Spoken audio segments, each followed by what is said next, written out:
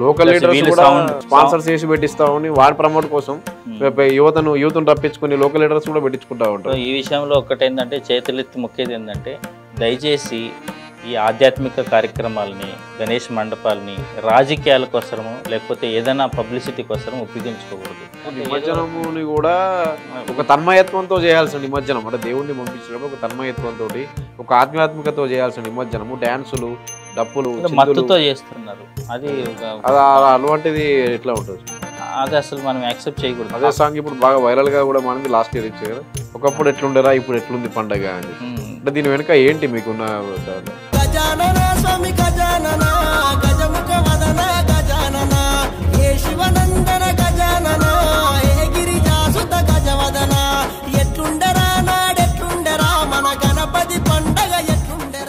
అదే దీని వెనుక ఆవేదనే ఉంది, బాధ ఉంది, దుఃఖం ఉంది. ఎందుకంటే ఇది కూడా మనం కొనే వస్తువుల దగ్గర నుంచి సామాజిక స్పృహ, ఆ జాతీయ భావన, ఆధ్యాత్మికత ఏమి ఉండవు. వీళ్ళు హంగు ఆర్భాటం కోసం ఎక్కడ పడితే అక్కడ కొంటారు, కల్తీ చేసే వాళ్ళ దగ్గర కొంటారు. కానీ భగవంతుడు భక్తి పేరుతో ఇదంతా చేయడం తప్పు కదా, బాధ అనిపించింది. అందుకోసమే నేను అశోక్ గారిని అడిగాను, చాలా బాగా రాశారు. ప్లస్ నక్క శ్రీకాంత్ చాలా మంచి singer.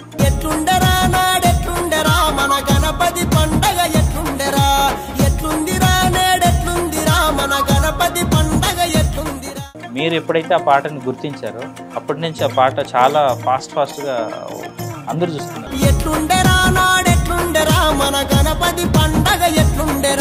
Hi friends, welcome to Pallavi TV. దేశవ్యాప్తంగా గణేష్ నవరాత్రుల సందడి మొదలైంది. ఈ నెల 27న వినాయక చవితిని జరుపుకునేందుకు ఇప్పటికే 2 తెలుగు రాష్ట్రాల్లో భారీ ఎత్తున గణేష్ విగ్రహాలు మండపాలకు తరలి వెళ్తున్నాయి. వినాయక చవితి నవరాత్రుల కాన్సెప్ట్ ఏంటి, అసలు ఎక్కడ మొదలైంది, వినాయక చవితి నవరాత్రులు మనం ఇప్పుడు చేసుకుంటున్న నవరాత్రులు అలాగే చేసుకోవాలా, ఇలాంటి వివరాలన్నీ మనతో చెప్పడానికి ఉన్నారు డాక్టర్ సురేంద్రబాబు గారు. నమస్కారం. నమస్తే వంశీ గారు. 1890లో బాలగంగాధర్ తిలక్ తీసుకొచ్చినటువంటి నవరాత్రులు ఏదైతే జాతీయ స్ఫూర్తి ఐక్యత కోసం, ఇప్పుడు ఆ కాన్సెప్ట్లోనే ఉత్సవాలు జరుగుతున్నాయి. ముందుగా అందరికీ వినాయక చవితి శుభాకాంక్షలు వంశీ గారు, మీకు కూడా. అయితే మీరు అడిగిన ప్రశ్న చాలా మంచిది. అసలు ఆ కాన్సెప్ట్లోనే జరుగుతున్నాయంటే మనము అంటే నిజంగా మాట్లాడుకుంటే లేదనే చెప్పాల్సి వస్తుంది. ఎందుకంటే ఇప్పుడు ఆల్మోస్ట్ సుమారుగా కొన్ని లక్షలే, వేలు కూడా కాదు, ఈ దేశవ్యాప్తంగా కొన్ని లక్షల వినాయక మండపాలు ఆర్గనైజ్ చేస్తున్నాము. కానీ వీటిలో భక్తి ఎంత ఉంది అనేది ప్రశ్నార్థకమే. నేను ఈ పాయింట్ ఎందుకు మాట్లాడుతున్నానంటే కాంట్రవర్సీ అవ్వాలనే ఉద్దేశం కాదు, లేకపోతే ధర్మాన్ని కానీ మన హిందూ బంధువులను కానీ విమర్శించడం కానీ మన ఉద్దేశం కానే కాదు. మన ధర్మం గొప్పతనం ఏంటంటే ఏదైతే ఒరిజినల్ కాన్సెప్ట్ ఉందో, ఏదైతే ఆధ్యాత్మికత అనేది ఉందో, ఏదైతే ఒక ఆచారం అనేది ఉందో, ఏదైతే సంస్కృతి అనేది ఉందో, వీటిలో ఎప్పుడైనా కొంచెం అటు ఇటు అయినప్పుడు, పొరపాట్లు జరిగినప్పుడు వాటిని సంస్కరించుకొని ముందుకెళ్ళే గొప్పతనం మన ధర్మం ఉంది. మిగిలిన ధర్మాలకి మనకి డిఫరెన్స్ అదే, మన గొప్పతనం అది. అందుకనే చాలా ఆచారాలు దురాచారాలుగా మారి, చాలా ఆశ్రమాలు వర్ణ వ్యవస్థలాగా మారి దురాచారాలుగా మారి, ఇప్పుడు వర్ణ ఆశ్రమం నుంచి కుల వ్యవస్థలాగా మారిన మనం సంస్కరించుకొని ముందుకెళ్తున్నాం. కాబట్టి మీరు అడిగిన ప్రశ్నకి సమాధానం ఏంటంటే అలా లేదు. సో అలా అయిన దానికి కారణం ఏంటంటే మనకు అవగాహన లేకపోవడము. అసలు ఎలా స్టార్ట్ అయింది, ఏం జరుగుతుంది అనేది మనకు అవగాహన లేకపోవడం వల్ల అది జరిగింది. దాన్ని కరెక్ట్ చేసుకోవాలి ఖచ్చితంగా. మీరు అన్నట్టు బాలగంగాధర్ తిలక్ గారు మనం ప్రజలందరినీ ఒకచోట గుమ్మికూడిన తర్వాత జాతీయ ఉద్యమంగా మార్చారు. దాన్ని స్వతంత్ర ఉద్యమం కోసం జాతీయ స్ఫూర్తి అందరూ వచ్చి ఉద్యమంలో పాల్గొనేందుకు వినాయక మండపాలన్నింటినీ కూడా స్వతంత్ర స్ఫూర్తిని రగిల్చినాయి అందరికీ. అసలు ఈ ధర్మం ఏంటి, ఈ దేశం ఏంటి, మనకి స్వతంత్రం ఎందుకు రావాలి, ఈ కాన్సెప్ట్స్ని డిస్కస్ చేసుకోవడానికి ఒక ప్లేస్ ఉండేది కాదు. సో వినాయక మండపాల్లో మన వాళ్ళకి భక్తి, భగవంతుడు అనేది అసలు ఈ దేశం కర్మభూమి, జ్ఞానభూమి, ధర్మభూమి. కాబట్టి భక్తి పేరుతో ఈ దేశంలో ఏదైనా జరగని మీరు రాముడి పేరుతో చేయొచ్చు. సో మీరు అంటే సినిమాలు తీయడం దగ్గర నుంచి రాజకీయాల వరకు దేవుడి పేరుతో చేయొచ్చు. ఎందుకంటే ఈ దేశంలో పుట్టిన ప్రతి ఒక్కరికి దేవుడు అనేవాడు ఫస్ట్ ప్రైమ్ ఇంపార్టెన్స్. ఆధ్యాత్మిక అనేది మన నరనరాల్లో ఉంటుంది. కాబట్టి సో భగవంతుడు దగ్గర అందరూ గుమికూడతారు. ఆ టైంలో మనం అనుకున్న స్వాతంత్ర ఉద్యమం స్ఫూర్తిని వాళ్ళందరికీ రగిల్చి ముందుకు తీసుకెళ్లాలనే ఆలోచనతో ప్రారంభమైంది. సుమారుగా 9 రోజులు చేయడం అనేది పూణేలో స్టార్ట్ చేశారు బాలగంగాధర్ గారు. స్టార్టింగ్లో ఆయన స్టార్ట్ చేసినప్పుడు ప్రారంభంలో చాలా వ్యతిరేకత వచ్చింది ఆయనకి. సో చాలా తక్కువ మంది సపోర్ట్ చేస్తారు. అప్పట్లో ఉన్న ఆయన కాంగ్రెస్ పార్టీలో ఉండి ఆ పార్టీ నుంచి ఆయన బయటకు కూడా వచ్చేయాల్సి వచ్చింది.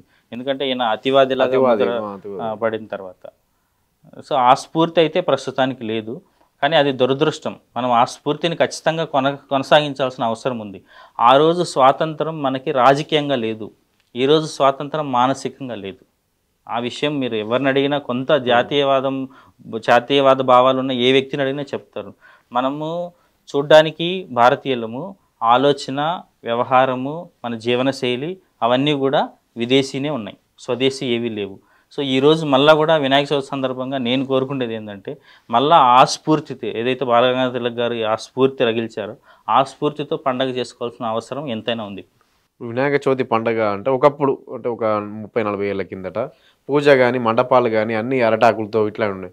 కానీ ఇప్పుడు మండపాలు చూస్తుంటే మొత్తం లైట్లు, హంగామా, ఇవి అంటే అవన్నీ చేయడం తప్పని కాదు, కానీ ఇంత ఖర్చు ఇంత ఇది పెట్టి ఇప్పుడు పండగకు సంబంధించి సందేశం కానీ ధర్మానికి సంబంధించిన సందేశం కానీ మిస్ అవుతున్నట్టు ఎక్కడా కనిపించట్లేదు.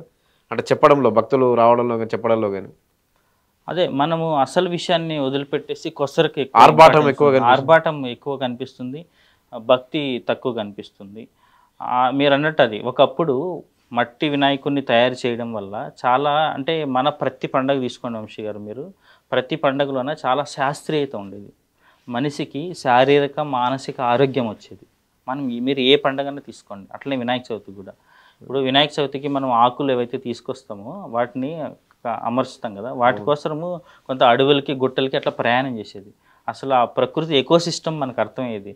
మనం ప్రకృతిలో చాలా రాళ్ళకి, చెట్లకి, ఆకులకి వీటంతా కూడా హీలింగ్ పవర్ ఉంటుంది. అప్పుడు ఎంత ట్రీట్మెంట్లు, ఆకులు, పసరు వీటితోనే, అవన్నీ సైంటిఫిక్, అవన్నీ ఊరికే ఫేక్ ముచ్చట్లు కాదు అసలు. అంటే మన వాళ్ళు అనుకున్నట్టు మనకు తెలియదు, మనకు తెలియందంతా అది కాదు అని అనుకోవడం పొరపాటు. సో అట్లా చేసేవాళ్ళు. ప్లస్ ఇప్పుడు అందరూ కూడా ఏదైనా స్కిన్ డిసీజ్ కానీ అలర్జీ డిసీజ్ కానీ ఉంటే మట్టి థెరపీ అని ఉంటుంది, మట్టితో ట్రీట్మెంట్ చేసుకోవడము అట్లంతా కూడా. సో ఇదంతా ఇప్పుడు వినాయకుడిని విగ్రహాన్ని తయారు చేయడము, బంకమట్టిని తీయడము, ఇప్పుడు చెరువులో ప్రత్యేకంగా పూడిక తీత అట్లాంటి పని లేదు. ఇందులో చాలా ఆస్పెక్ట్స్ ఉంటాయి. మనోళ్ళు ఒక్క ఆచారాన్ని పెట్టారంటే అది శాస్త్రీయంగా ఉంటుంది, ఆధ్యాత్మికంగా ఉంటుంది, మనిషికి ఆరోగ్యాన్ని ఇచ్చేది ఉంటుంది. చాలా యాంగిల్స్ ఆలోచించి మనోళ్ళు ఒక ఆచారాన్ని పెడతారు. మనం ఇవన్నిటిని వదిలేసి ఓన్లీ ఆకారం కోసము ప్లాస్టర్ ఆఫ్ ప్యారిస్ లాంటివి తెచ్చుకొని పెద్ద పెద్ద సైజులు పెట్టి, మీరు అన్నట్టు అరిటాకులు లేవు, మామిడాకులు లేవు, అంటే ఏం ఆకులు లేకుండా ఓన్లీ అన్ని ప్లాస్టిక్ ఇవన్నీ వాడడం వల్ల కొన్ని చోట్ల ఎకో ఫ్రెండ్లీ గణేష్ పెడతాం, కానీ పూర్తి స్థాయిలో లేదు కదా. ప్లాస్టర్ ఆఫ్ ప్యారిస్ భారీ విగ్రహాలు ఏవైతే ఉంటాయో అవి ఖచ్చితంగా ప్లాస్టర్ ఆఫ్ ప్యారిస్ ఉంటున్నాయి. ఎందుకంటే మనం మట్టితో మాత్రమే చేస్తే అంత పెద్ద సైజు నిలబెట్టలేం, అంత సులభం కాదు. అసలు మన ఉద్దేశం వినాయకుడిని భారీ ఎత్తులో తయారు చేయడం మన కాన్సెప్ట్. అంత పెద్ద వినాయకుడిని చేయడం వల్ల, అంటే పూజ ఏదైనా ఒకటే కదా, ఇప్పుడు అంత విగ్రహం పెట్టి పూజ అనేది. ఇప్పుడు మన దేశంలో భక్తి, మన మార్గం ఏంటంటే లోపలికి ప్రయాణం చేయడం, అంటే ఆధ్యాత్మికత అనేది మన లోపలికి మనం ప్రయాణం చేయడం, కానీ బయట షో ఆఫ్ చేసేది కాదు. పెద్ద పెద్ద విగ్రహాలు పెట్టిన వాళ్ళు తప్పని చెప్తలేము, కానీ కనీసం వాటికి తగిన జాగ్రత్తలు కూడా తీసుకోవడం తెలుస్తలేదు. ఫస్ట్ ఆఫ్ ఆల్ ఏంటంటే ఆ ట్రాన్స్పోర్టేషను జాగ్రత్తగా చేసుకోగలుగుతున్నామా లేదా. ఇప్పుడు ఇందాక మీరే చెప్తున్నారు, విగ్రహం ఫ్లైఓవర్ కింద ఇరుక్కుపోయింది, హిమాయత్ నగర్లో ఇవాళ ఒక విగ్రహం పడిపోయింది. సో ఇప్పుడు భగవంతునికి అవమానం జరిగినట్టు మనం బాధపడతాం. విగ్రహం అలా జరిగింది అంటే అపశకునం అని ఫీల్ అవుతాము, జీవితాంతం అదొక వెంటాడుతుంటుంది మనకి. ప్లస్ ప్రయాణికులకు కన్నా ఎంత ఇబ్బంది ఉంటుంది, వచ్చిపోయే వాళ్ళందరూ కూడా తిట్టుకుంటూ అంటారు. ఎవరైనా తిట్టుకుంటూ అంటారు, నిర్వాహకులు తిట్టుకుంటారు. కొన్నిసార్లు వాళ్ళకి బాగా విసుగొచ్చినప్పుడు మెడికల్ ఎమర్జెన్సీ ఉండొచ్చు, దేవుని కూడా తిట్టుకుంటారు. మనం దేవుడిని తిట్టిపించినట్టు అవుతుంది మనం ఉత్సవం చేయకుండా అసలు. ప్లస్ ఎలక్ట్రిసిటీ విషయంలో ఈ విషయం నేను చెప్పదలుచుకున్నా, కొంత అవేర్నెస్ తీసుకోండి. మీకు అవేర్నెస్ లేకపోతే పవర్ గురించి కానీ కరెంటు వ్యవస్థ ఎట్లా పనిచేస్తుంది ఏంటి అనేది, దయచేసి ఒక ప్రొఫెషనల్ ఎలక్ట్రీషియన్ని మీరు రిక్రూట్ చేసుకోండి. ఉత్సవాలు పోలీసులు కూడా సూచనలు చేశారు, సొంతంగా ఎలక్ట్రిక్ పనులు చేయకండి అని అసలు చేయకూడదు. వర్కర్ని ఎవరైనా పెట్టండి, ప్రొఫెషనల్ ఎవరైనా రిక్రూట్ చేసుకోవడం మంచిది. చాలా డేంజరస్, ప్రాణాపాయ పరిస్థితులు తెచ్చుకుంటున్నారు, చాలామంది చనిపోతున్నారు కూడా. ఇది మంచి విషయం కాదు. మనం పండగ రోజు ఇంట్లో దుఃఖాన్ని, ఊరంతా విషాదాన్ని అట్లా నింపకూడదు. మన పండగలు మనల్ని ఆధ్యాత్మికంగా ఉన్నతిని చేయడం కోసము, మనలో జాతీయ భావాలను రగిలించడం కోసము, మనల్ని ఉన్నత స్థితికి తీసుకెళ్ళడం కోసము, మనలో ఒక యూనిటీని తీసుకురావడం కోసము పెట్టిన పండగ పేరుతో మనము అనవసరంగా ఇట్లాంటి అంటే దురదృష్టకరమైన సంఘటనలు జరగడం వల్ల పండగకి చెడ్డ పేరు వస్తుంది, మనం కూడా జీవితాంతం బాధపడే పరిస్థితి ఉంటుంది. గణేష్ విగ్రహాలు ఒక 15-20 ఏళ్ళ కిందట గ్రామానికి 2 కాలనీలు అయితే ఒక 5-6 కాలనీలు ఒకటి, ఇప్పుడు ప్రతి గల్లీకి గణేష్, గల్లికా గణేష్ ప్రతి గల్లిక. మళ్ళీ ఎవరి మూత వాళ్ళదే, ఎవరి హంగామా వాళ్ళదే అది. ఈ గల్లీ నుంచి చూసి అక్కడికి వెళ్ళేసరికి 10 మీటర్ల దూరంలో ఇంకో గణేష్. అంటే వీటి వల్ల ఏంటి అంటే ఇప్పుడు ఇది ఇబ్బంది కదా ప్రజలకు. మీరు అన్నట్టు ఖచ్చితంగా ప్రజలకు ఇబ్బందే. అంటే ట్రాఫిక్ అంతరం ఏర్పడుతుంది. ఎక్కడ చూసినా ఎలక్ట్రిక్ వైర్లు ఉంటాయి. వీళ్ళు పెట్టినారని చెప్పి వాళ్ళు నెక్స్ట్ ఇయర్ పెద్ద సైజు పెట్టాలనుకుంటారు. లోకల్ లీడర్స్ కూడా స్పాన్సర్ చేసి పెట్టిస్తామని వారి ప్రమోట్ కోసం యూత్ను రప్పించుకుని లోకల్ లీడర్స్ కూడా పెట్టించుకుంటా ఉంటారు. ఈ విషయంలో ఒక్కటేందంటే చేతులెత్తి మొక్కేది ఏంటంటే దయచేసి ఈ ఆధ్యాత్మిక కార్యక్రమాలని, గణేష్ మండపాలని రాజకీయాల కోసము లేకపోతే ఏదైనా పబ్లిసిటీ కోసం ఉపయోగించుకోకూడదు. ఇప్పుడు మనం అవి వేరే స్టేజ్ల మీద చేయొచ్చు. రాజకీయ వేదికలు ఉంటాయి, రాజకీయ వేదికలు చేసుకోవచ్చు. మనం పబ్లిసిటీ వేదికలు ఉంటే పబ్లిసిటీ వేదికలు చేసుకోవచ్చు. మనం అట్లా మిక్సప్ చేయకూడదు. అది మంచి పద్ధతి కాదు. దానివల్ల మనం ఏదైతే పర్పస్ ఏదైతే ఉందో పండగకి దాన్ని నెరవేర్చడం కాకుండా మనకి ఇంకా చెడు జరిగే అవకాశం ఉంటుంది. అట్లా చేసుకోకూడదు. మనం ప్రతి గల్లీకి గణేష్ ఎందుకంటే మనం మళ్ళీ విమర్శించే వాళ్ళు ఎక్కువ ఉంటారు. ఎందుకు మేము పండగ చేసుకోవద్దా, ఎందుకు నిర్వహించుకోవద్దా, మా హిందూ పండుగల్లో ఎందుకు ఇలా అని చెప్పి. కానీ దీనివల్ల ఎదురయ్యే ఇబ్బందులు ఎవరు? ఇప్పుడు ట్రాఫిక్ కానీ, ఇప్పుడు ఎక్కడైనా విగ్రహం తరలింపులోన అది ఉన్నా కానీ ట్రాఫిక్ కానీ ఇవన్నీ ఇబ్బందులే కదా. మీరు అన్నట్టు చాలా సందర్భాల్లో హిందూ పండుగల మీద కావాలని చెప్పి బురద జల్లే వాళ్ళు, విమర్శించే వాళ్ళు ఉన్నారు వంశీ గారు. ఖచ్చితంగా కొంతమంది అంటారు, అందులో నిజం లేదని నేను అంటలేను. కాకపోతే మనము అలాంటి అవకాశం మిగిలిన వాళ్ళకి ఇవ్వద్దు. మనం కండక్ట్ చేసుకునే విధానము చాలా ఉన్నతంగా ఉండాలి, మిగిలిన వాళ్ళ ఆదర్శంగా ఉండాలి. ప్రపంచం అంతా కూడా సనాతన ధర్మం వైపు చూస్తుంది. మీరు ఏ దేశం కన్నా వెళ్ళండి, ఈ దేశంలో కాకుండా. ఈ దేశంలో సనాతన ధర్మం నుంచి మనం డిస్కనెక్ట్ అయ్యాము అవగాహన లేకపోవడం వల్ల. చాలామంది అవగాహన పెట్టుకొని సనాతన ధర్మం వైపు అట్రాక్ట్ అయ్యి భక్తి శ్రద్ధలతో మన పండుగలను చేసుకుంటున్నారు. కనీసం మనం వాళ్ళని చూసైనా నేర్చుకోవాలి.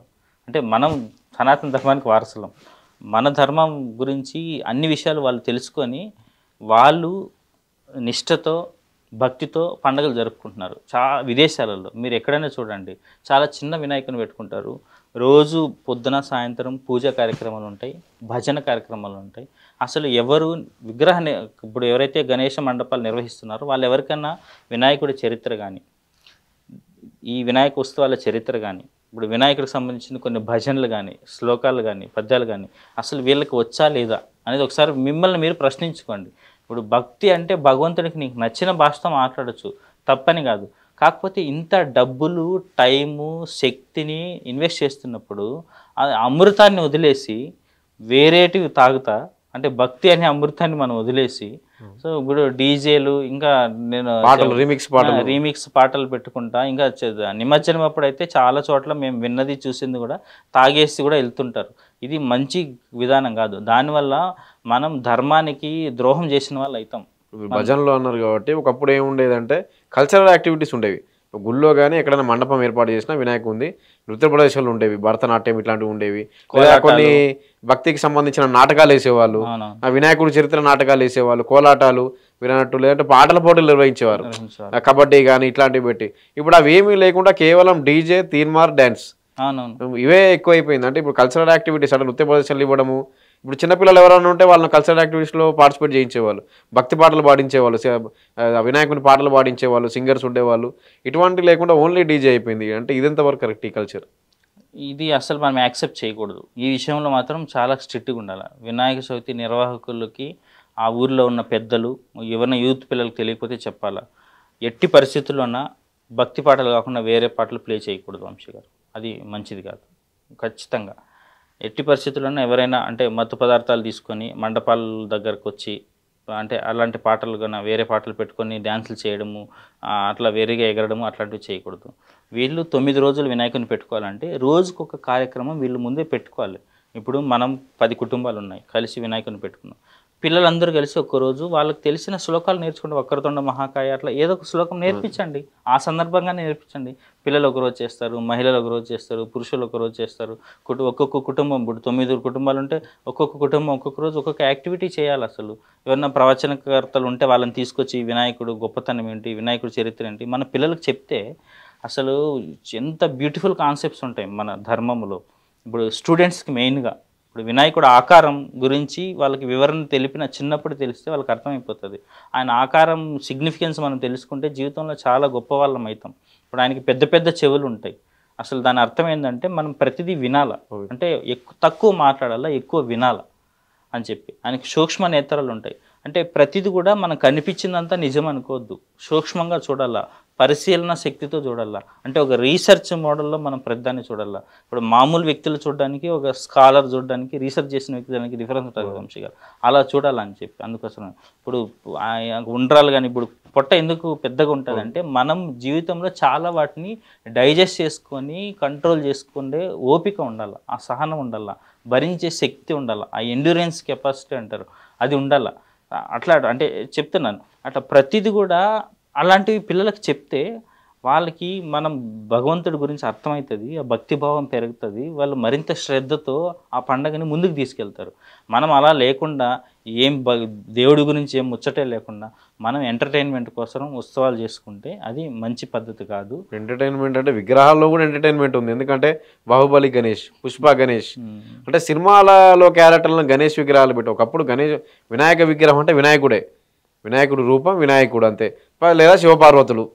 కానీ ఇప్పుడు ఇతర దేవతలను కూడా, వినాయకుడు అంటే పంచముఖ ఉంటాయి, కానీ ఇతర దేవతల రూపాలను కూడా వినాయకుడు తీసుకొచ్చి, లేదా సినిమాలోని క్యారెక్టర్లను పుష్ప గణేష్ అని, బాహుబలి గణేష్ అని, అంటే భవిష్యత్ తరానికి ఎలాంటి సందేశం ఇది? ఇప్పుడు ఇతర దేవతలతో పెట్టుకుంటే తప్పేం లేదు వంశీ గారు, ఎందుకంటే మనది అద్వైత కాన్సెప్ట్, అంతా ఆయనే, అంతా ఒక్కరే. అమ్మవారైనా, అంటే ఫెమినైన్ గాడైనా, మేల్ గాడైనా, అంటే మగవాళ్ళైనా, స్త్రీ ఏదైనా, అది పర్వాలేదు. ఇప్పుడు మన వాళ్ళు ఏం చేస్తారంటే వీళ్ళకి ఏదో ఒక ఇష్టమైన ఒక వ్యక్తి ఉంటారు, సినిమా యాక్టరు, క్రికెటరు, ఎవరో ఒకరు. సో ఆ వ్యక్తిలో అందరినీ ఆ వ్యక్తి స్థాయికి దిగజార్చాలని ప్రయత్నం చేస్తారు. అది మంచి పద్ధతి కాదు. అంటే ఇప్పుడు అదే పుష్ప గణేష్, బాహుబలి గణేష్, అట్లా అంటే వీళ్ళ ఆలోచన ఏదైతే ఉందో అంతే చూస్తాం భగవంతుణ్ణి. కానీ ఈ దేశంలో మన ధర్మం యొక్క గొప్పతనం ఏంటంటే మనం ఉన్న స్థితి నుంచి మన ఆలోచన విధానాన్ని మన అన్ని రకాలుగా మన వాళ్ళని ఉన్నత స్థితికి తీసుకెళ్ళడానికి ఉపయోగిస్తే మనమేమో వాటిని మన స్థాయికి తీసుకొస్తున్నాం. అంటే నాకు ఇది నచ్చుతుంది కాబట్టి దేవుడు కూడా ఈ రూపంలోనే ఉండాలి, ఇది కరెక్ట్ పద్ధతి కాదు. అట్లాంటి వాటిని మనం ఎంకరేజ్ చేయకూడదు. అది క్రియేటివిటీ కాదు, అది కాపీయింగ్ ప్లస్ భగవంతుని అవమానించడం లాంటిది. మనం అలాంటి పని చేయాల్సిన అవసరం లేదు. వినాయకుడిని వినాయకుడిలాగా చూడాలా. నీకు సొంతంగా ఏదైనా వినాయకుడు అనిపిస్తే నువ్వు తయారు చేయి. ఇప్పుడు అంటే మన వాళ్ళు భక్తి ఎలా ఉంటుంది అంటే మీకు ఒక ఉదాహరణ చెప్తాను. నారాయణ స్వామి ఉండేవాళ్ళు, నారాయణ గురు, కేరళలో. ఇప్పుడు ఆయన పూజ అప్పుడు క్యాస్ట్ ఫీలింగ్ అట్లా విపరీతంగా ఉన్నప్పుడు కూడా శివాలయంలోకి రాకపోతే ఆయన శివుడిని ప్రార్థన చేసి శివలింగం నదిలో నుంచి తీసుకొని నేను నా శివుడు అని చెప్పిండు. అక్కడున్న శివలింగానికి ఇక్కడ ఉన్న మైనర్ వేరియేషన్స్ ఉంటుంది, అది సేమ్ ఇట్లనే సైజు షేపు ఇట్లా ఉండాల్సిన అవసరం లేదు. అంటే చెప్తున్నా అది భక్తి, అది భక్తి. లింగాకారం ఉంటుంది, మిస్ కాదు, ఎసెన్స్ మిస్ కాదు, అది భక్తి. గ్రాస్గా అంటే సైజు కొంచెం కలర్ డిఫరెన్స్ ఉంటుందేమో కానీ ఆ లింగ ఆకారం మారిపోదు పూర్తిగా. సో అది భక్తి. మనం ఆ లెవెల్కి వెళ్ళాలి, కానీ మనకు తెలిసిన మామూలు మనుషుల స్థితికి తీసుకురావడం అనేది తప్పు, అట్లా చేయకూడదు. నిమజ్జనం అప్పుడు అంటే నిమజ్జనాన్ని గ్రాండ్గా చేసుకోవడం ఒకటైతే, ఇప్పుడు విగ్రహాలను తీసుకొచ్చినప్పుడే డీజే పెట్టడం, పాటలు పెట్టి అలాంటివి తీసుకొస్తున్నారు. అంటే విగ్రహాలను మండపాలకు తరలించేదే చాలా గ్రాండ్గా చేస్తున్నారు. ఎందుకు ఈ పరిస్థితి అంటే, ఒకప్పుడు నిమజ్జనం చేస్తున్నారంటే నిమజ్జనాల వరకు ఓకే, నిమజ్జనాలు అలా జరుగుతూ ఉంటాయి, కానీ విగ్రహాలను మండపాలకు తరలించేది కూడా చాలా గ్రాండ్గా ఉంటుంది. అదే గ్రాండ్గా ఎట్లా అంటే టపాకాయలు, పటాకులు కాలుస్తున్నారు భారీగా, అంటే వస్తున్నారు అని చెప్పడం కోసం. ఇది పూర్తిగా అంటే అసంబద్ధమైన చర్య, అది అసలు మనం యాక్సెప్ట్ చేయకూడదు. ఇట్లాంటివన్నీ కూడా ఇట్లాంటివి చేయడం వల్లనే మనం అంటే చాలామంది బాధపడుతుంటాం. అంటే మిగిలిన మతం వాళ్ళు మనల్ని విమర్శిస్తారు, లేకపోతే మన మతం వాళ్ళు మిగిలిన మతం విమర్శలు కూడా ఉంటాయి. మళ్ళీ మీరు పండగ చేసుకొని ఎందుకు ఇట్లా అని లేదు, పండగ చేసుకొని ఇస్తారు. కాకపోతే ఆ పండగని పండగలాగా చేసుకోవాలా. మనం పండగ పేరుతో అంటే దండగ పనులు చేయకూడదు, అది అసలు మంచి పద్ధతి కాదు. అట్లా చేయకూడదు. అసలు భక్తి అనేది భగవంతునికి మనకి మధ్యలో చాలా పర్సనల్ విషయం. అంటే ఓపెన్గా చెప్పాలంటే ఇది చాలా పర్సనల్ విషయము. మనం భగవంతునితో ఎంత ఉంటే, ఎంత సమయం గడిపితే అంత మంచిది. సమయం అంటే క్వాలిటీ టైం, అంతేగాని ఈ లైట్లు లేకపోతే పటాకాలుగా కాల్చడము, అంత గ్రాండ్గా చేయడము, ఇవన్నీ భగవంతుడు చూడు. ఇప్పుడు ఇది మీరు ఎవరి చరిత్రలోనే తీసుకోండి, ఒకవైపు బంగారాన్ని పెట్టి ఇంకోవైపు తులసాకిని పెడితే కృష్ణుడు దేనితో సమానం అయ్యాడు? వినాయకుడు బంగారంతో సమానం అయ్యాడు, తులసి దేవుడు. వినాయకుడు చరిత్ర ఉంటది కదా, సుబ్రహ్మణ్య స్వామి ముల్లోకాలు తిరిగితే వినాయకుడు తల్లిదండ్రుల చుట్టూ తిరిగితే అన్ని లోకాల్లో కనపడుతూ ఉంటాడు వినాయకుడు ముందే. సో అలాంటి సూక్ష్మమైన విషయాలు మన ధర్మంలో ఉన్నాయి. మీరు చాలా మంచి విషయం చెప్పారు. ఇప్పుడు ఆయన తల్లిదండ్రులు మనకి దైవం. ఇప్పుడు తల్లిదండ్రుల మాట వినకుండా వీడు తాగేసి వినాయకుడి పేరుతో అట్లా తిరగడం కూడా అట్లా చేయొద్దు. చాలామంది కాలేజీలు బంద్ చేస్తారు, స్కూల్ బంద్ చేస్తుంటారు, అన్ని పనులు మానేస్తుంటారు. ఓన్లీ 9 days భక్తి పేరుతో ఉంటారు. తర్వాత నిజంగా ధర్మానికి ఏదైనా సమస్య వచ్చింది అంటే వీళ్ళకి ఆ అవగాహన కూడా ఉండదు. ఇట్లా చేసుకోవడం వల్ల ఈ దేశంలో చాలామంది దేశ విచ్ఛిన్నకర శక్తులు పనిచేస్తున్నాయి. వాళ్ళ చేతుల్లో మనం బలి పశువులు అవుతాం, వాళ్ళ చేతుల్లో పావులు అవుతాం. దయచేసి మన ధర్మం గురించి, సనాతన ధర్మం గొప్పతనం గురించి, మన పండగల గురించి, వాటికున్న శాస్త్రీయత గురించి తెలుసుకొని భక్తి శ్రద్ధలతో చేసుకుంటే మంచిది. లేకపోతే మనం ఈ దేశానికి ధర్మానికి ద్రోహం చేసిన వాళ్ళు అవుతాం. అట్లా అనడము తప్పని మీకు అనిపిస్తూ ఉండొచ్చు, కానీ ఇది నిజం.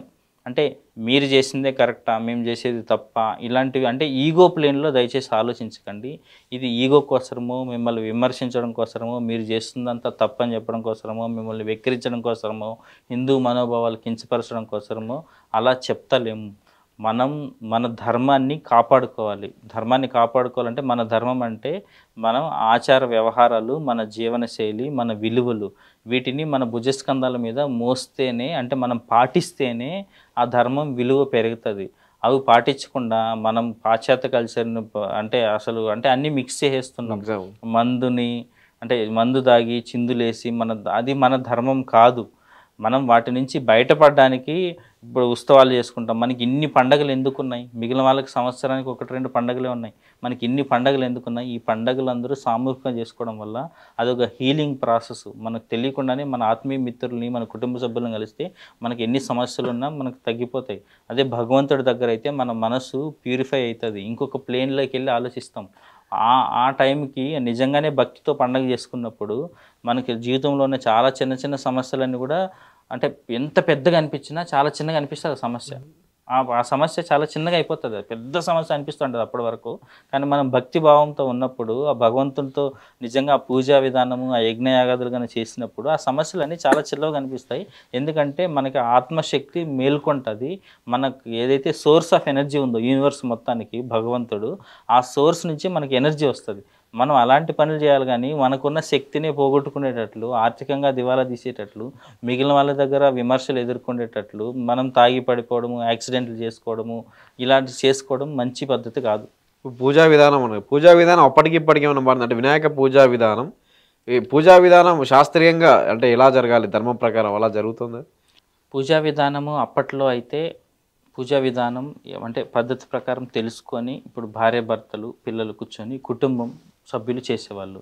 ఇప్పుడు పంతులు 10 నిమిషాలు చేసిపోతాడు. చాలా మండపాలు తిరుగుతాడు పంతులు.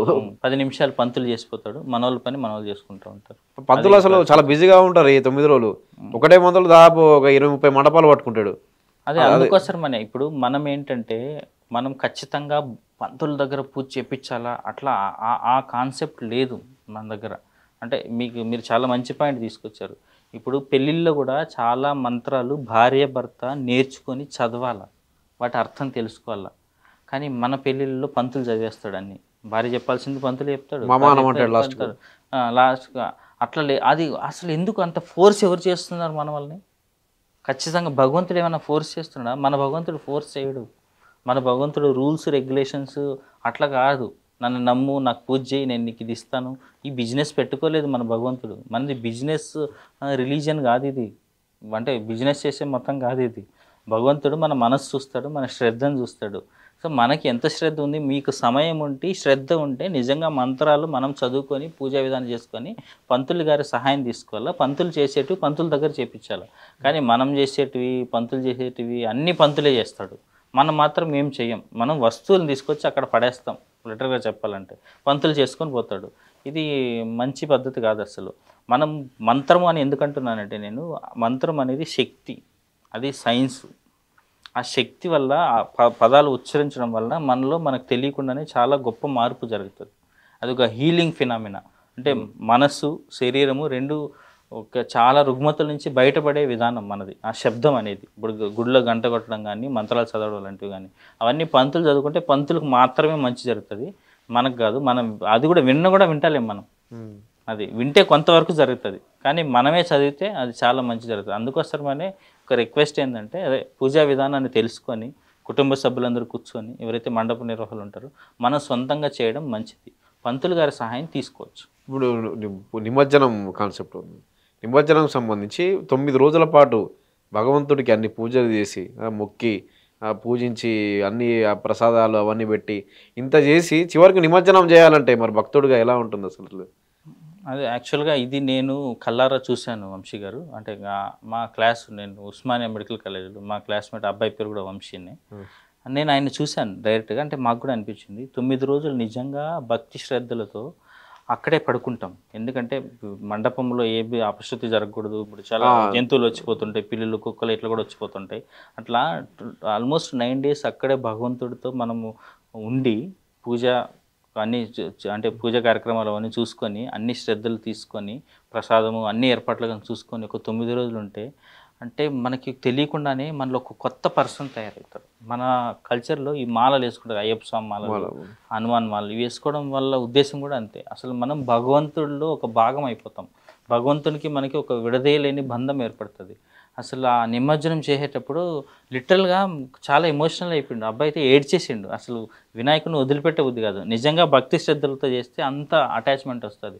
కానీ ఈ దేశం, ఈ ధర్మం యొక్క గొప్పతనం ఏంటంటే ఎంత అద్భుతంగా మనం ఈ ప్రకృతిలో ఉన్న ఏ వస్తువుని తీసుకున్నా భగవంతున్నే, సాక్షాత్తు భగవంతుని రూపంలో ఒక వస్తువుని తీసుకొని మనం కేర్ తీసుకొని ప్రేమగా భక్తితో చూసుకున్న పంచభూతాల నుంచి వచ్చింది మళ్ళీ పంచభూతాలకే వెళ్తుంది. మట్టిలో నుంచి వచ్చింది మట్టిలోకి వెళ్తుంది.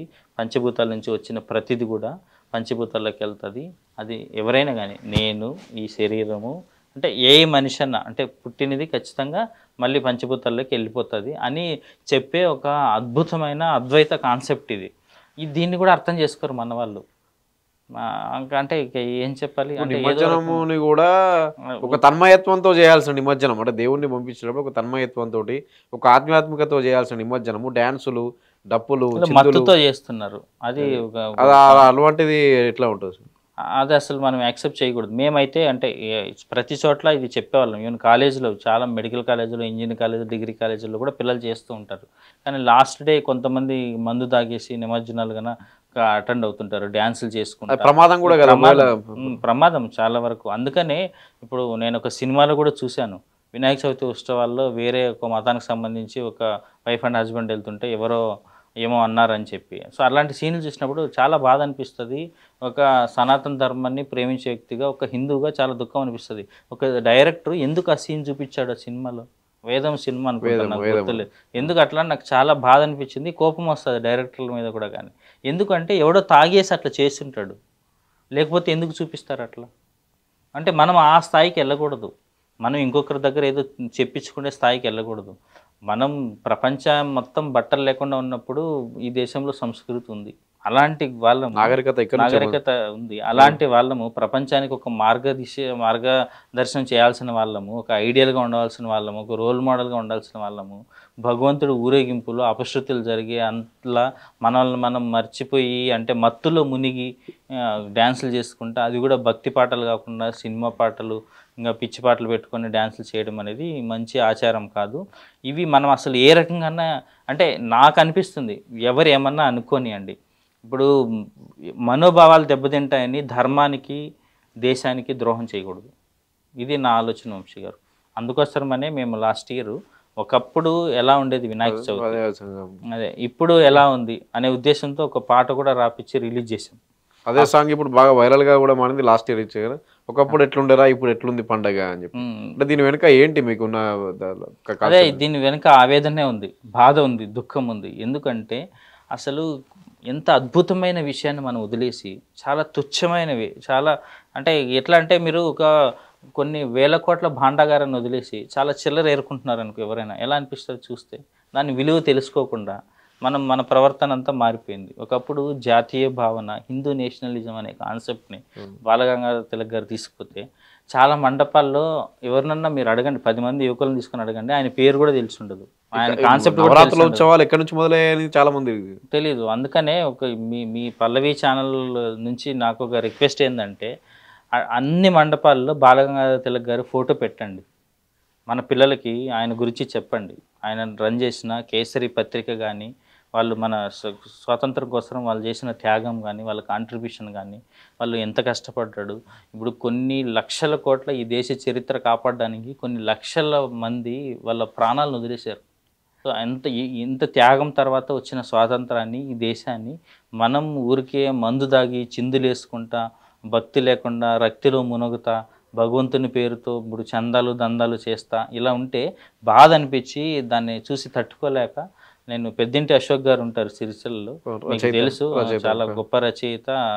ఆయన చాలా అద్భుతంగా రాశారు లిరిక్స్ కూడా. ఒకప్పుడు ఎలా ఉండేది పండగ, ఇప్పుడు ఏం చేస్తున్నాం మనం అనేది. అనవసరంగా ప్రతి దానిలో ఈగో, వాళ్ళకంటే మేము పెద్ద సైజు పెట్టాలా, వాళ్ళకంటే ఎక్కువ శబ్దం పెట్టాలా. ప్రెగ్నెంట్ లేడీస్ ఉంటారు, చిన్నపిల్లలు ఉంటారు, వాళ్ళంతా శబ్ద కాలుష్యం, హార్ట్ పేషెంట్లు ఉంటారు. సో వాళ్ళకంటే ఎక్కువ సౌండ్ పెట్టాలా, వాళ్ళకంటే పెద్ద సైజు పెట్టాలా. అన్నిటికంటే ఇంపార్టెంట్ ఏంటంటే వాళ్ళకంటే ఎక్కువ రోజులు కూడా పెట్టాలా, ప్లస్ లడ్డు వేలం వాళ్ళకంటే ఎక్కువ పడాల, లక్షల లడ్డూల వేలం లక్షలలో. అదే నిజంగా ఎవరికైనా అంటే నేను ఏదో అంటే ప్రతిదీ మేము పర్ఫెక్ట్ అని అట్లా చెప్తలేము. ఇప్పుడు ఏదైనా ఒక పేషెంట్కి సహాయం చేయండి, ఈ పూర్ పేషెంట్ ఉన్నాడు అని మేము చాలా అడుగుతుంటాం. ఐసీయూలో పేషెంట్ అడ్మిట్ ఉంటాడు, చాలా పేదవాళ్ళు ఉంటారు, మేమైనా మందులు కొనుక్కోవాలా, టెస్టులు మాతో మేము బయట చేపిస్తాం, చాలా టెస్టులు కూడా అంటే కాస్ట్లీ ఉంటాయి, వాటికి కెమికల్ అవసరం ఉంటుంది. ట్రీట్మెంట్ అంటే ఫ్రీగా చేయగలం, డాక్టర్ ట్రీట్మెంట్ ఫ్రీగా చేయగలరు, స్టాఫ్ ట్రీట్మెంట్ ఫ్రీగా చేయగలరు. ఆ వాటికి కొనుక్కోవడానికి కూడా డబ్బులు లేవు. ఎవరన్నా దానం చేయండి అంటే 1000 ఆలోచనలు వస్తాయి. ఈ డాక్టర్ మంచోడా కాదా, హాస్పిటల్ మంచిదా కాదా, ఈ పేషెంట్ జెన్యునా కాదా, వీళ్ళు ఫేక్ పేషెంట్లు, ఇన్ని ఆలోచిస్తారు. కానీ ఈగోకు పోయి మాత్రం లక్షలు ఖర్చు పెడతారు. అది కూడా అంటే దయచేసి వేరే అనుకోకండి, అది కూడా మనం కొనే వస్తువుల దగ్గర నుంచి సామాజిక స్పృహ, ఆ జాతీయ భావన, ఆధ్యాత్మికత ఏముండవు. వీళ్ళు హంగు ఆర్భాటం కోసం ఎక్కడ పడితే అక్కడ కొంటారు, కల్తీ చేసే వాళ్ళ దగ్గర కొంటారు. వాడు వారం అంతా స్నానం చేస్తుంటాడు, వాడి దగ్గర పూలు కొంటారు, వాడికి భక్తి ఉండదు, ఏముండదు. అంటే ఇవన్నీ మాట్లాడుకుంటూ పోతే ఇంత నేను విమర్శిస్తున్నట్టు అనిపిస్తుంది, కానీ విమర్శించడం మా ఉద్దేశం కాదు వంశీ గారు, మళ్ళీ చెప్తున్నా. ఇది ఒక ఆవేదన మాత్రమే. అంటే అత్యున్నతమైన సనాతన ధర్మాచారాన్ని మనం వదిలేసి తుచ్చమైన పనులు చేయడము ధర్మం పేరుతో.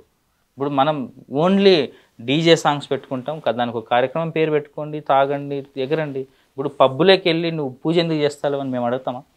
ఎవరైనా అడుగుతారా? ఎవరైనా బాధపడతారా? పబ్బులో మీరు ఎందుకు పూజ చేస్తున్నారు, లేరు ఎందుకు సౌండ్ పెట్టినారని అడుగుతామా? అది ఉండేది అందుకోసం, దానికి ఒక ప్లేస్ పెట్టుకున్నారు, దానికి కార్యక్రమం నిర్దేశించుకున్నారు, అది చేసుకోండి.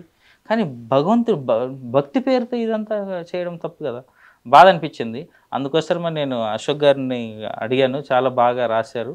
ప్లస్ నక్క శ్రీకాంత్ చాలా మంచి సింగర్, ఇంకా మట్టిలో మాణిక్యం సిరిసిల్ల దగ్గర బోనాలలో ఉంటాడు. సో నక్క శ్రీకాంత్ ఇంకా మా తమ్ముడు రవీందర్ బాబు ఉంటారు, వీళ్ళిద్దరూ అద్భుతమైన గానం అందించారు, పాట చాలా బాగా పాడారు.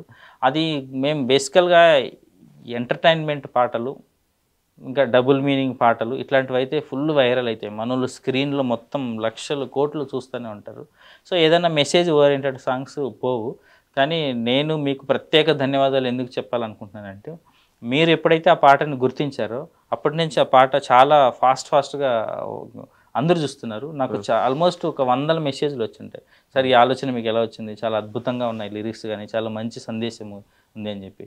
సో ఆ పాటను చూసి నాకు ఫోన్ చేసినందుకు మీకు ప్రత్యేక ధన్యవాదాలు పల్లవి టీవీ వాళ్ళకి. మొత్తంగా వినాయక చవితి మండపాల దగ్గర ఒకప్పుడు ఈ పండితులను తీసుకొచ్చి ఇట్లాంటివన్నీ కథలు చెప్పించడం, ఇవన్నీ చెప్పించడం. కానీ డ్యాన్సులనే కాకుండా కూడా ఇప్పుడు అన్నీ పోలీసులు కూడా సూచనలు చేశారు, డీజే అసలు వద్దు అని, రాత్రి 10 దాటితే మైక్ వాడొద్దని. కానీ అవన్నీ ఎవరు పాటించారు కదా, పాటలు నడుస్తూనే ఉంటాయి, పొద్దున 6 గంటలకు స్టార్ట్ చేస్తే నడుస్తూనే ఉంటాయి. అదే అట్లాంటివన్నీ చేయకూడదు అసలు. ఇప్పుడు బేసికల్గా ఇప్పుడు ఏంటంటే మనోళ్ళు ప్రతిదానికి మతం సెన్సిటివ్ ఇష్యూ అని చెప్పి వాళ్ళు కూడా యాక్షన్ తీసుకోవడానికి కానీ ఇబ్బంది పడుతుంటారు. మన కల్చర్ అది కానే కాదు, మిగిలిన వాళ్ళని ఇబ్బంది పెట్టడము, మిగిలిన వాళ్ళ దగ్గర చెప్పించుకోవడము, పోలీసుల పర్యవేక్షణలో పండగలు చేసుకోవడము, ఇలాంటి దుస్థితి ఈ దేశానికి ఎందుకు పట్టింది? అంటే మనం అన్నీ కలగోరకంప చేసేసాం. మన ధర్మాన్ని మనం వదిలేసి మనం అంటే విచ్చలవిడితనానికి అలవాటు పడ్డాం. కానీ మిగిలిన వాళ్ళు చాలా శ్రద్ధగా వాళ్ళు నమ్మిన మతానికి కట్టుబడి వాళ్ళు అన్ని రకాలుగా పెరుగుతున్నారు. వాళ్ళ నెంబర్ వైజ్ పెరుగుతున్నారు, ఆస్తి వైజ్ పెరుగుతున్నారు, వాళ్ళ సంస్కృతి వైజ్ వాళ్ళు కాపాడుకుంటున్నారు. కానీ మనం అన్ని రకాలుగా బలహీనం అవుతున్నాం. ఇది చాలా దురదృష్టకరం. అంటే ఇదే మా ఆవేదన అంతా కూడా ఇదే. ఇది మంచి విధానం కాదు అసలు. మనం పోలీసులను పెట్టుకొని పండగలు చేసుకునేంత పరిస్థితి ఎందుకు వస్తుంది? మన పండగలు 10 మందికి మంచి చేసేటివి. మీరు ఏ హిందూ ఫెస్టివల్ అన్నా చూసుకోండి, ఎంతమందికి బిజినెస్ చేస్తారు. బిజినెస్ అనే కాదు, అంటే డబ్బుల పరంగానే కాదు, అన్ని రకాలుగా మంచి చేస్తుంది. అన్నిటికంటే ముఖ్యంగా మనకు మంచి చేస్తుంది. ఒక వ్యక్తిగా మన శరీరానికి మనసుకి శుద్ధి చేసుకునే ప్రక్రియ పండగ. నిమజ్జనాల సమయంలో కూడా జాగ్రత్తగా ఉండాలని చెప్పి క్రెయిన్ల దగ్గర కానీ అక్కడ కానీ, అంటే ఒకటే విగ్రహాన్ని నిమజ్జనం చేసినప్పుడు క్రెయిన్లలో ఎక్కుతుంటారు, ఇట్లాంటివి కూడా చేస్తుంటే ప్రమాదాలు అయ్యే అవకాశం ఉంటుంది. అదే క్రెయిన్లో ఎక్కుతుంటారు, ప్రమాదం అవుతుంటుంది. ఇంకొకటి ఈ రీల్స్ పిచ్చి ఉంది కదా జనాలకి, ఆ రీల్స్ తీయడం కోసం అని చెప్పి వినాయకుడిని మాత్రం పడేసేసి నేను రీల్స్ అంటే సెల్ఫీలు, ఎక్కడ చూసిన ఫోటోగ్రఫీ, ఇంకా ఖచ్చితంగా వాడు స్టేటస్ పెట్టాలా, ఇన్స్టాలో అట్లా పోస్ట్ చేయాలా. ఈ పిచ్చి ఎక్కువ ఉండడం వల్ల ప్రతి చోట ఫోటోల కోసం అని చెప్పి అన్సేఫ్ థింగ్స్ కూడా చేస్తుంటారు. అది అంటే వాటిని మానుకుంటే మంచిది. మనం ఓవరాల్గా వినాయక చవితి పండుగను ఎలా జరుపుకోవాలి? సో అంటే పల్లవి ఛానల్ నుంచి నేను ప్రజలందరినీ కోరుకునేది ఒక్కటే, వంశీ గారు, పండగని భక్తి శ్రద్ధలతో జరుపుకుంటే అది మనకు మంచిది, మన కుటుంబానికి మంచిది, మన గ్రామానికి మంచిది, ఈ దేశానికి మంచిది. ఈ దేశానికి మంచి జరిగితే ప్రపంచానికి, విశ్వానికి మంచిది. దయచేసి హిందువులుగా సనాతన ధర్మాన్ని పాటించే వాళ్ళుగా మనం ఏదైతే ఒరిజినల్గా పండుగలు ఎలా జరుపుకోవాలని నిర్దేశించబడిందో అలా జరుపుకొని ఆ పండుగల ద్వారా మనకి చాలా వెలకట్టలేని లాభాలు ఉన్నాయి, శాస్త్రీయంగా కూడా ప్రూవ్ చేయబడ్డాయి. ఆ రకంగా పండుగలను చేసుకొని మనం వాటి వల్ల మనం లాభపడాలి. కానీ అలా కాకుండా ఈ పాశ్చాత్య సంస్కృతిని మనం విచ్చలవిడితనాన్ని ఇవన్నిటిని కలిపేసి పండుగలు చేసుకోవడం వల్ల మనకు నష్టం జరుగుతుంది. మన ధర్మానికి, దేశానికి మనం అంటే ఒక రకంగా ఈ పదం వాడకూడదు నాకు తెలియదు, కానీ మనం ధర్మద్రోహం చేసిన వాళ్ళు అవుతాం, దేశద్రోహం చేసిన వాళ్ళు అవుతాం.